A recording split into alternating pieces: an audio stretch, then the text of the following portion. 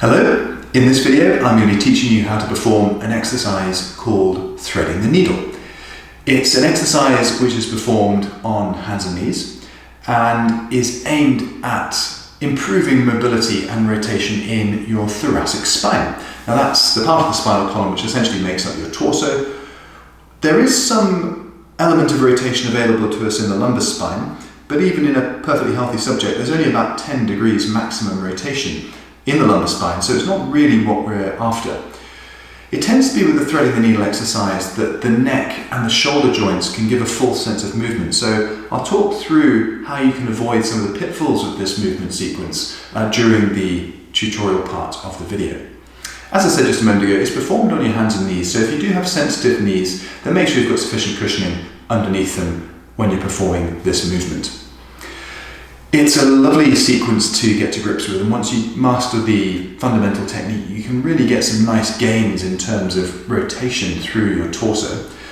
At the end of the video, I'm going to show you some really nice modifications which might improve the flow of the movement or increase the range of movement for some of you. So once you've got to grips with the basic stuff, you can perhaps have a go at those modifications as well. Anyway, let's get started. As I said, it's performed on hands and knees, so I'll see you in that position in just a moment.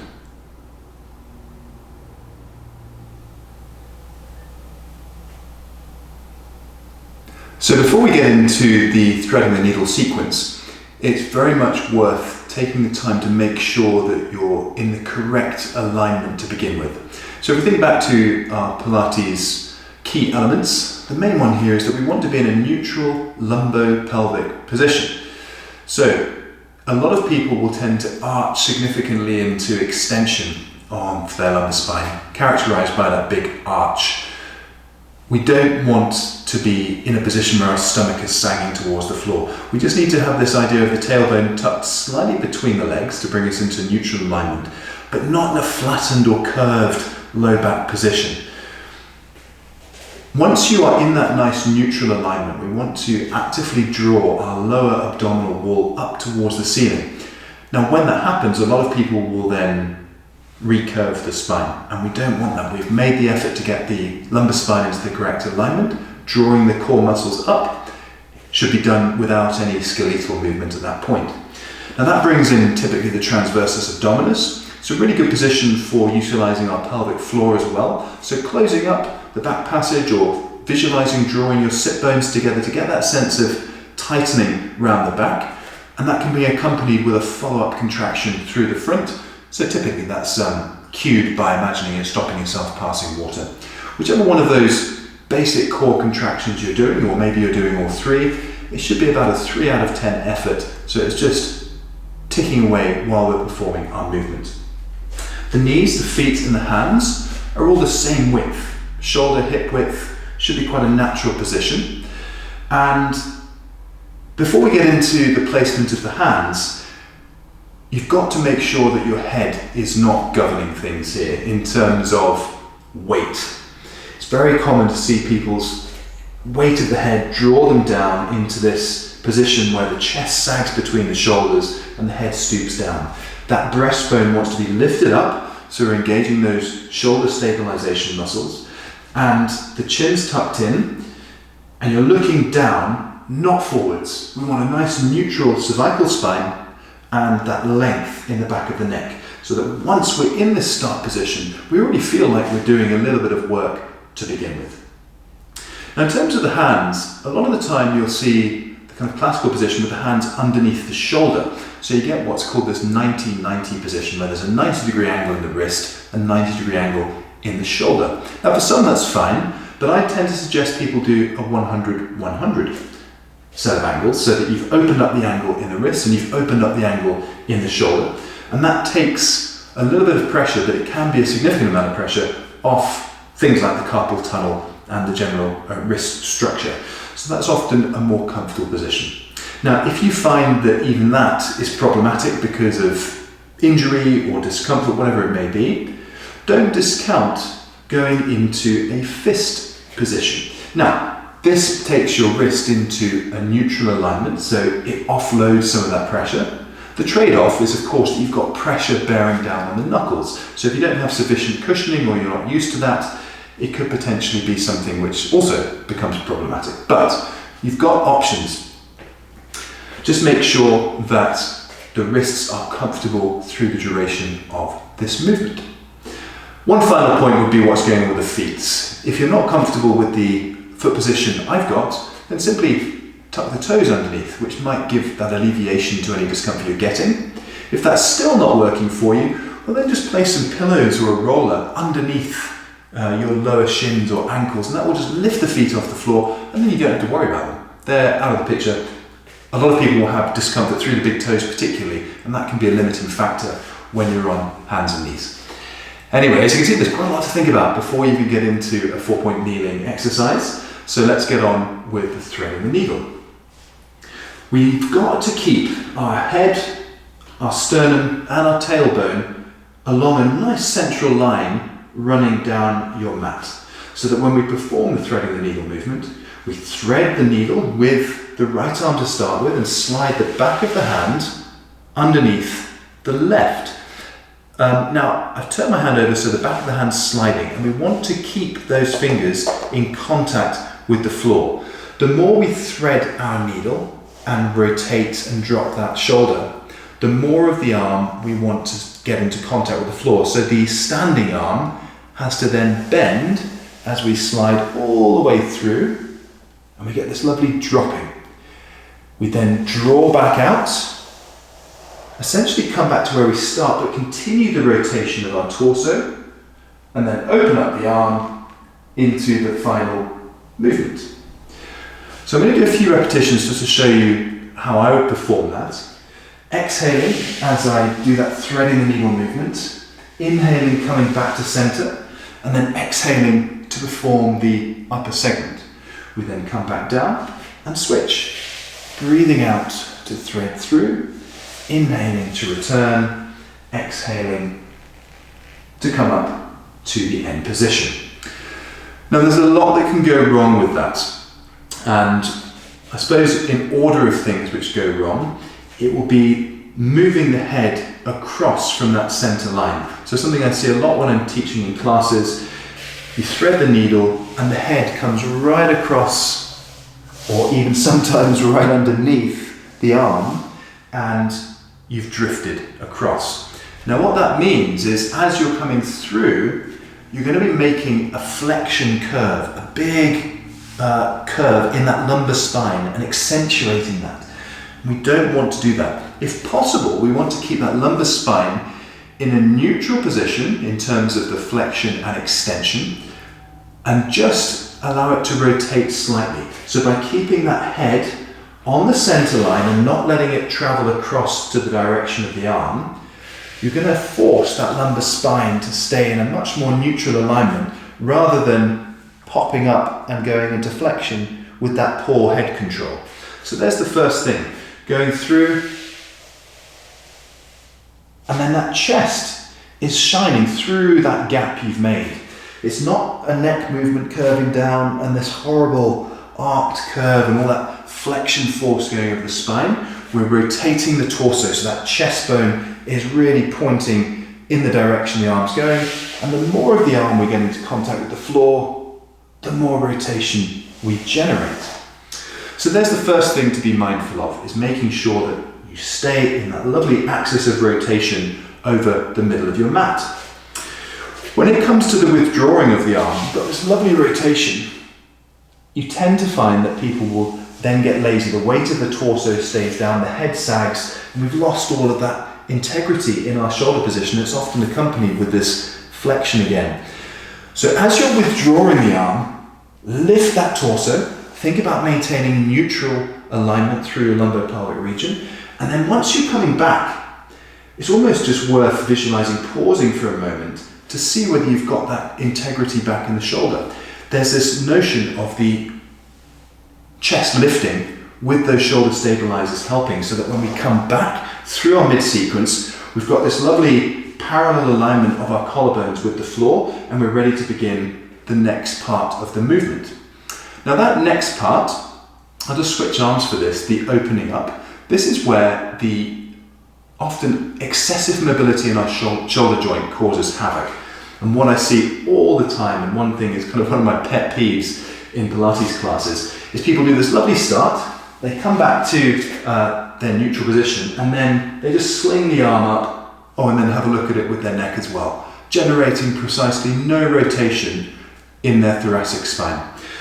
So once we've performed our threading the needle movement, and we've lifted up through the chest, and we've got that imaginary pause in the middle where we've got this beautiful shoulder strength and integrity here on the standing weight-bearing arm, the next movement is to turn that chest away from the standing arm. And my shoulder joint hasn't actually moved through that sequence, it's just rotation. Okay, so the leading gesture shoulder doesn't move, the weight-bearing shoulder does. It opens up into that horizontal abduction. So that when we finally reach the end of our rotation capacity, we can then add in that arm movement. And that's when we can have a look at the hand. I'm getting this wonderful sense of rotational stretch right the way down. Now you do have to pay attention to that midline again. So with the head staying tracked over, what we don't want to do is to come right over the mat, put all this pressure on the weight-bearing knee here, and opening up our shoulder into a compromised position. So if we can always keep this lovely central alignment as we're going both into our upper phase, but also as we're going through that threading the needle phase, that's where we get the beauty of the threading the needle.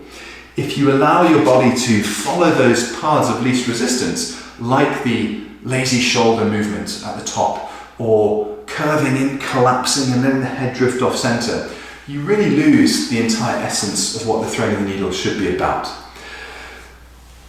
Final point with regards to repetition count, of course, like any exercise, it's going to be very dependent upon how much you want to do and how much you feel comfortable doing. One thing I would say is some people prefer doing several repetitions on one side so that you can get this nice sense of flow to your movements. The catch to that is that the weight-bearing arm, the standing arm, has to do a little bit more work in that pressing movement. So there's the basic threading the needle exercise.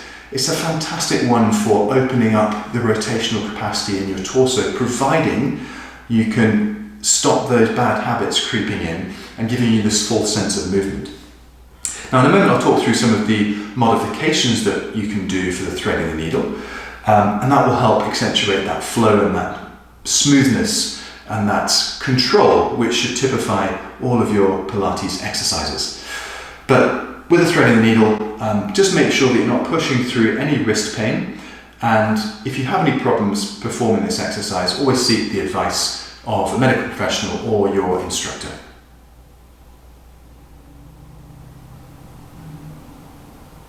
Okay, into modifications for your threading the needle exercise, and modifications means raiding your Pilates toolkit. Now I appreciate not everyone will have all the bits and pieces which an instructor might have, but most people have got a ball lying around. So it could be a specific one for exercise, like a softball, it could just be an old football lying around, or anything that you've got which can do the job. Doesn't matter if it's flat, in fact it can be a little bit more helpful. And with the first variation, we can use the ball to get this really nice sense of flow. So once you've got yourself set up, you simply push the ball through and then you roll over the back of the ball. And as you come through, you pick it up, and it just adds as a nice little feature to look at when you come back down. But the main focus is getting that lovely sense of flow and rhythm and fluidity. You've taken away the friction which might have existed of taking that arm along the floor, and that's why the ball is such a lovely variation. Even better, I would say, would be a weighted ball, because you get a little bit more work to do on the upper segment. So you can roll that weighted ball through, and you get that same amount of roll and fluidity, picking it back up, rotating the chest, and as we open up, we get that nice degree of increased leverage, so that when we're coming into that upper segment, we can get a lot of nice work for those shoulder retractor muscles and our spinal rotators. And it just gives us a little bit more focus as we're going into that sequence. A roller is a lovely one as well. So of course this just works on one side of your threading the needle movement, but you can get that lovely rotation as you go through, and the roller just really allows you to push into probably the maximum range of movement you can go to. So once you're familiar and comfortable and there's no problems with the basic threading the needle exercise, nice variation for you to go through to your end point. Take a breath in at the hold and then exhale to roll a little bit further. Inhale, hold, exhale, go again. And maybe just 3 repetitions, but there's no hard and fast rule in that. The only catch when you're going and working into that end state of rotation is that the more you go, the more temptation is for that head to come across from your midline and follow the roller. We want to keep that head over our center line so that we're getting as much rotation as possible. And I can feel all of that wonderful rotational stretch happening as I go into that end of range pattern courtesy of the roller. With those sorts of movements where you're getting a little bit more, I suppose, a little bit more force, a little bit more effort required at the end, of course, just make sure that you're not pushing into significant discomfort when you do that. It should be a feeling of nice stretch and mobility rather than anything excruciating. Now, if you're after a really good challenge, then you can bring in something like a balance cushion.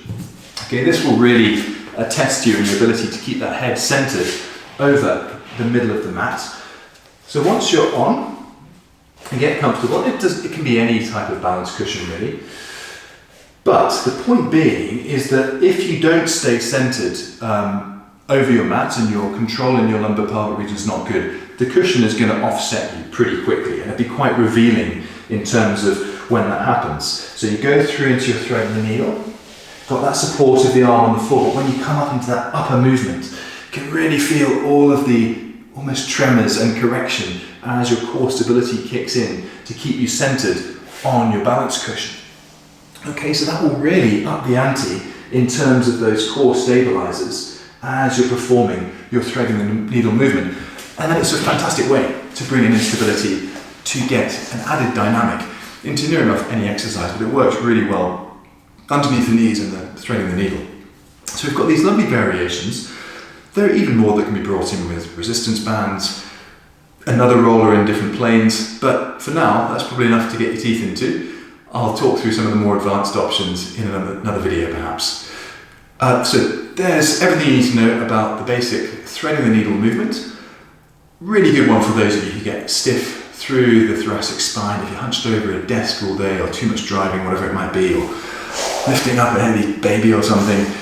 There's a really nice prompter for getting that increased rotation, and critically, rather than being a forced stretch, just holding yourself in a position of rotation, it's utilizing the muscles which generate rotation.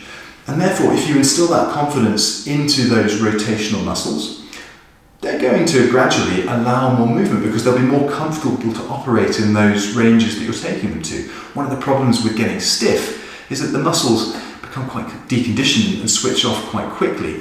And so then when you want them to open up, they kind of say, oh no, we don't have the capacity to do that. And you're in this perpetual kind of vicious cycle. Whereas if you're actually utilizing the muscles which generate the rotation, that will free up more rotation because of that instilled confidence which comes as you progress into active range of movement. So hopefully that all makes sense. Hope you enjoy the threading the needle. I think it's a great exercise when it's done well, and those variations are also a little bit of fun to have some extra practice with. Anyway, many thanks and good luck with performing this exercise.